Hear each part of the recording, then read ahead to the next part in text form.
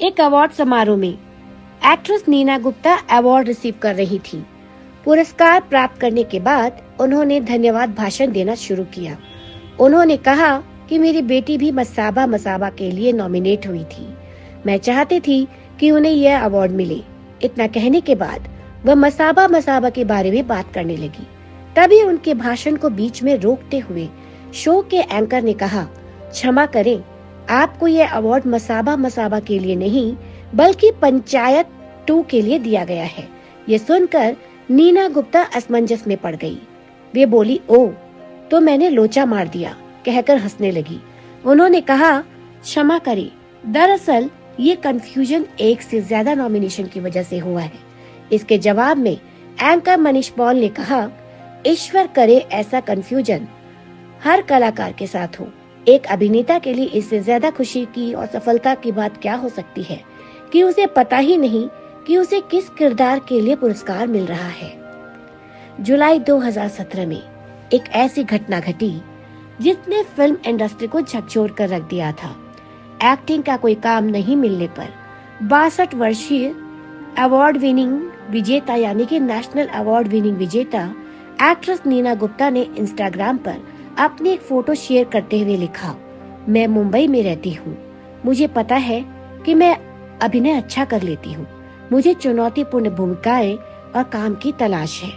उनका यह पोस्ट खबर बन गया। कई अभिनेताओं ने पोस्ट पर प्रतिक्रिया दी। नई पीढ़ी की अभिनेत्रियों ने लिखा, यह पोस्ट हमें हमेशा के लिए प्रेरित करेगी।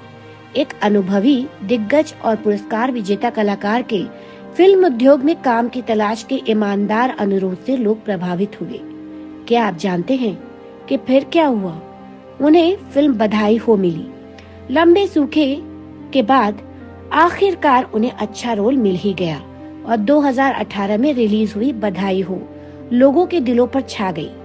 फिर काम बढ़ता और इतना बढ़ गया कि उन्हें OTT अवार्ड्स की एक ही कैटेगरी में कई नॉमिनेशंस मिलने लगे। अहंकार को दरकिनार करने के एक ईमानदार अनुरोध ने उनके करियर को पुनर्जीवित कर दिया। इतना ही नहीं, पहले से बेहतर काम मिलने लगा। युवावस्था में भी उन्हें इतना काम नहीं मिला था जितना अब मिल रहा था। यह मानने के बजाय कि उनका करियर खत्म हो गया है, एक अभिनेत्री जिसने एक नए रवैये के साथ काम मांगा और दृश्य से शुरुआत की, एक सोशल मीडिया पोस्ट और बाकी सब इतिहास। जून 2021 में उनकी आत्मकथात्मक पुस्तक सच कहूँ तो प्रकाशित हुई। उस किताब में उन्होंने 2017 की इस पोस्ट को लेकर एक पूरा अध्याय लिखा था। उन्होंने लिखा कि मैंने जो पोस्ट किया था उस पर मुझे बहुत अफसोस हुआ। मैं मीडिया से नहीं डरती थी। मेरे मानसिक स्वास्थ्य को लेकर चिंतित कुछ दोस्तों के फोन आने लगे। मुझे अपनी बेटी से डर लगता था। मसाबा एक मशहूर फैशन डिजाइनर और पब्लिक फिगर है, लोग उसे पहचानते हैं। क्या मेरी इस पोस्ट से मेरी बेटी को शर्म नहीं आएगी? मैं इस विचार से डर गई थी। और क्या आप जानते हैं कि 62 साल की उम्र में काम की तलाश में बाहर गई माँ के लिए बेटी का क्या रिएक्शन था? क्या आप जानते हैं? मसाबा गुप्ता ने अपने 2 मिलियन फॉलोअर्स के साथ माँ की इस पोस्ट को शेयर किया और लिखा, अब आप समझ गए कि मैं काम मांगने से क्यों नहीं शर्माती। यह सब वर्षागत है।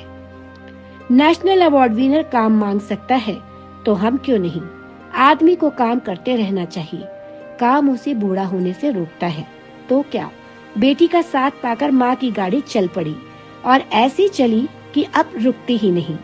लेखिका ब्रायना वेस्ट की एक किताब का नाम है कि द माउंटेन इज यू, यानी हमारी सफलता के रास्ते में सबसे बड़ा पहाड़ हम खुद ही हैं मित्रों। हमारा अहंकार, शर्म, डर और कुछ मान्यताएं जो हमें आगे बढ़ने से रोकती है। काम मांगने में क्या शर्म? भीख मांगने में शर्म आनी चाहिए, काम मांगने में नहीं। नौकरी के लिए आवेदन करने के लिए कोई उम्र, योग्यता या योग्यता का बंधन नहीं है। सीखने और काम करने के लिए उत्सुकता होनी चाहिए, बुद्धि और तैयारी होनी चाहिए। बाकी सब कुछ अपने आप हो जाएगा।